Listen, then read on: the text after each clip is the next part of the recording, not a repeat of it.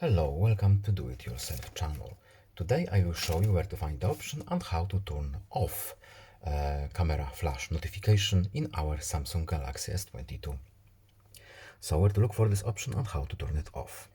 We need to go to settings, then in accessibility options menu we have advanced settings. In here we have flash notification.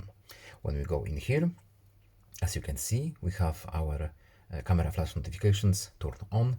What it will do, as you can see, I don't know if it will be visible on camera, our camera flash will start blinking when we have our when we will get our notifications. By default, all applications are included, but we can of course change it. So to turn it off, we simply uncheck this box and that's basically it. So I hope this video was helpful to you. Please leave a like and subscribe. Have a nice day and see you in the next video. Goodbye.